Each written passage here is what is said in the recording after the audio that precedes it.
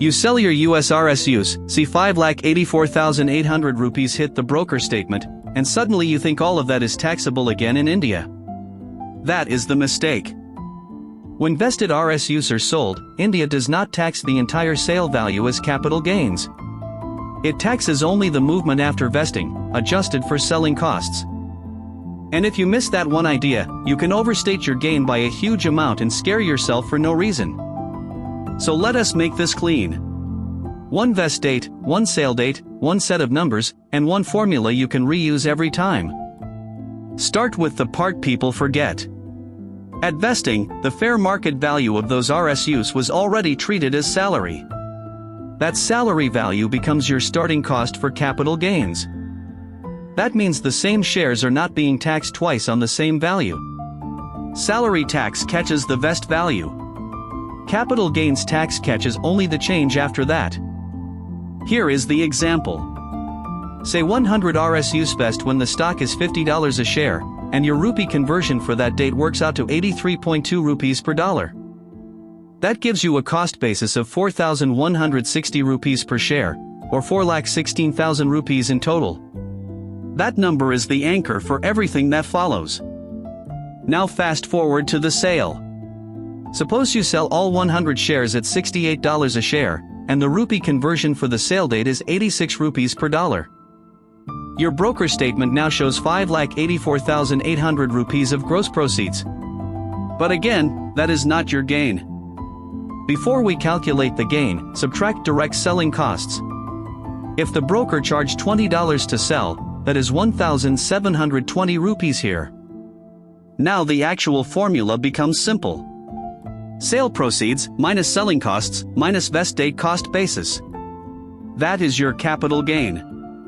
So in this example, 5,84,800 minus 1,720 minus 4,16,000 leaves a gain of 1,67,080 rupees.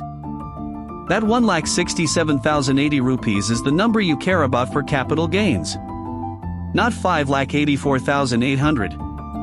And notice something else. Part of this gain came from stock price movement, and part came from dollar movement. India still looks at the final rupee gain you actually made. This is why screenshots from the broker app are not enough. You need both the vest date numbers and the sale date numbers, in rupees, for the same lot of shares. Now let us handle the next confusion. Is this short-term or long-term? For unlisted shares, the big line is 24 months. For employee shares like these, the holding period is counted from the date of allotment or transfer. So vest date matters not just for cost basis, but also for the holding clock. If you sell before 24 months, the gain is short-term. For most software engineers in a high slab, that usually means your normal slab rate, plus cess, does the work.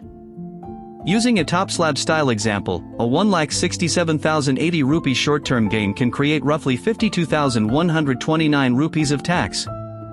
But if the same gain becomes long-term because you held beyond 24 months, the math changes sharply.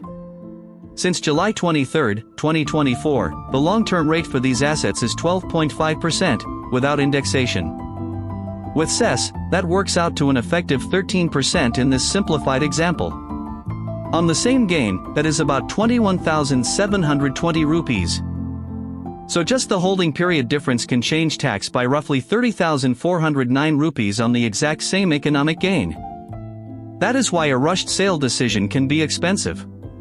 Not because RSUs are mysterious, but because people skip the calendar check. There is one more case worth knowing. If you sell immediately on vest day, your capital gain is often close to zero before fees, because the sale value and the cost basis are almost the same. That is also why same-day sale statements can look weird. You still had salary income at vest, but almost no capital gain at sale. Now let us talk about filing discipline. If you have foreign shares or foreign source income, you need the return form and schedules that can actually report them. The Income Tax Department's own guide says taxpayers with foreign assets or income should not use ITR-1 or ITR-4. Residents also need to disclose foreign assets in Schedule FA. So the practical workflow is this. Preserve your vest report, preserve your broker sale confirmation, preserve the fee details, and preserve the rupee conversion support you relied on. Then calculate each vest lot separately. Do not average random grants together, because each lot can have a different vest price, a different holding period, and a different gain.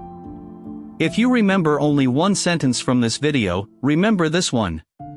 For vested US RSUs sold in India, your capital gain is sale value in rupees, minus selling costs, minus the vest date value already taxed as salary. Once that clicks, the rest becomes routine. You are not decoding some secret stock plan puzzle. You are just doing lot-based capital gains math properly. And that matters because with RSUs, small record-keeping mistakes can quietly become large tax reporting mistakes. If this made the capital gains side of RSUs finally feel clear, subscribe to WealthCode. We break India personal finance down the way engineers actually use it, with formulas, trade-offs, and examples that survive scrutiny. Next, we are going to break down how to calculate RSU capital gains when you sell only part of your holdings across multiple vest dates and multiple sale dates.